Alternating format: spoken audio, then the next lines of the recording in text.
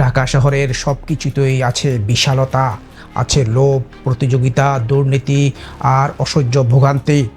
জীবনের এই কষ্ট থেকে কেউই পুরোপুরি মুক্ত নয়, কিন্তু দুঃখের বিষয় হলো এই ভোগান্তি এখন জীবনের পরেও পিছু ছাড়ে না।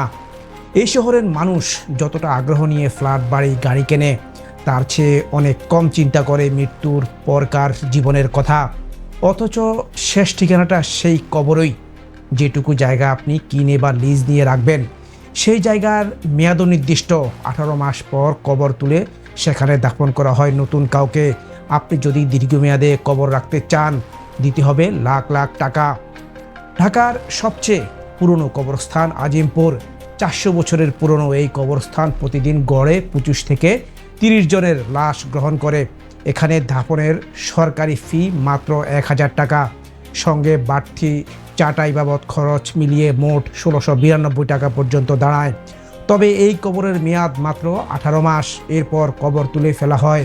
কেউ যদি চান কবরটা আরও কিছুদিন রাখতে, তাহলে দিতে হবে বাড়তি খরচ, আর এর সঠিক হিসাবও অনেক সময় স্বচ্ছ থাকে না। সরকারি তথ্যে যেমন বলা হয়, বড়দের জন্য সরকারি ফি 1000 টাকা, চাটাই 692, ছোটদের জন্য খরচ একটু কম। মেয়াদ 18 মাস, এরপর লিজ না নিলে কবর উত্তোলন হয়ে যায়। এই নিয়ম শুনতে সহজ মনে হলেও বাস্তবতা অন্যরকম। কেউ যদি 6 মাস পরও আসেন, অনেক সময় তার প্রিয়জনের কবর খুঁজেই পান না। লিজ না নিলে, পরিচর্যার দায়িত্ব না নিলে, কিংবা মাসে মাসে বকশিস না দিলে কবর দীর্ঘদিন রাখা কঠিন হয়ে পড়ে। মানে আস্ত একটি কবর গায়েব হয়ে যায়। লিজের অদ্ভুত হিসাব, আজিমপুরে 10 বছরে 5 লাখ টাকা, 15 বছরে 10 লাখ টাকা, 20 বছরে 15 লাখ টাকা, 25 বছরে 20 লাখ টাকা। এগুলোই অফিসিয়াল হিসাব, কিন্তু ভেতরের চিত্র আরেকটু জটিল। এখানকার গোরখাদক, ঠিকাদার ও সিন্ডিকেটদের মধ্যে একটি চক্র সক্রিয়, যারা ভালো জায়গায় কবর পাইয়ে দেয়, মাটির দাম নেয়, এমনকি কঙ্কাল চুরির অভিযোগও পাওয়া গেছে। একজন মানুষের মৃত্যুর পরেও যেন সে এই সমাজের শ্রেণী বৈষম্য থেকে রক্ষা পায় না। আমরা কথা বলেছিলাম একজন পিতার সঙ্গে, যিনি আজিমপুর কবরস্থানে নিজের ছেলেকে দাফন করেছেন। এই মানুষটি নিজে একজন গোরখাদক, অর্থাৎ অন্যের লাশ দাফনের কাজ করেন, কিন্তু কখনো ভাবেননি যে তার ছেলেকে একদিন নিজ হাতে গোসল দিয়ে কবর দিতে হবে। তিনি বলেন, আমার ছেলে লেখাপড়া করত, আলেম হইবে এই আশায় ছিলাম, কিন্তু একটা দিন জুম্মার নামাজের শেষে বাসায় ফিরল না, শুনি মাথায় গুলি লাগছে। হাসপাতালে ছুটে যায়, শেষ পর্যন্ত ছেলেকে আর বাঁচানো গেল না। নিজ হাতে গোসল দিচ্ছি, দাফন করিয়েছি, এখন প্রায় কবর দেখতে আসি। এই মানুষটির কণ্ঠে নেই কোনো রাগ, নেই কোনো অভিযোগ, আছে কেবল অশ্রু ও অভিমান।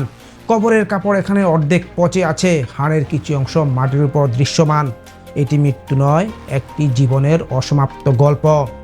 এবার বলছি বনানী কবরস্থানের কথা, যেখানে সাধারণত উচ্চবিত্ত রাজনীতিবিদ, ডাক্তার, এমপি, ব্যারিস্টারদের কবর হয়। এখানে কবর পাওয়া মানে শুধু জায়গা না, বরং একটা স্ট্যাটাস। বনানীতে কবরের দাম 15 বছরে 1 কোটি টাকা, 25 বছরে 1.5 কোটি টাকা। ঢাকার যে কোনো বিলাসবহুল ফ্ল্যাটের চেয়েও এখানে একটি কবরের দাম বেশি, এবং এই কবরগুলোর নির্দিষ্ট মেয়াদ দেওয়া হয়। যদি আরও দীর্ঘ সময় কবর রাখতে চান, লিজ নবায়ন করতে হবে। পাথর, মার্বেল, সিরামিক দিয়ে সাজানো কবর যেন কারো মরার পরেরও বিলাসিতা। এই কবরস্থানের গল্প আমাদের চোখে আঙ্গুল দিয়ে দেখায় আমরা কিভাবে ধন সম্পদ, স্ট্যাটাসের পেছনে ছুটছি, এমনকি মৃত্যুর পরও সেটার ব্যবচ্ছেদ চলছে।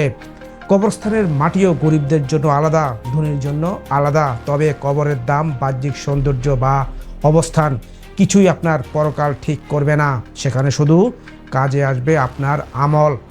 এই শহরের সব কিছু ভাড়া, জীবন, মৃত্যু, এমনকি কবরও। অথচ 3.5 হাত মাটির নিচে সবাই সমান। তাহলে জীবনে এত অহংকার, এত ভেদাভেদ কেন? একদিন সবাইকে শুতে হবে এই মাটির নিচে, যেখানে কেউ ক্ষমা পায় না। তাই মানবিক হন, স্বার্থপরতা নয়, দায়িত্ব নিন সমাজ ও মানুষের পাশে দাঁড়ানোর। কবরও একদিন কথা বলবে। পাঠক, এই ব্যাপারে আপনার মতামত কি? কমেন্টে জানান। আমাদের ফেসবুক পেজ বা ইউটিউব চ্যানেল ফলো বা সাবস্ক্রাইব করুন। আমরা ফিরে আসবো এরকম আরও এক্সক্লুসিভ বিশ্লেষণ নিয়ে। আজ এ পর্যন্তই। ভালো থাকুন, ধন্যবাদ।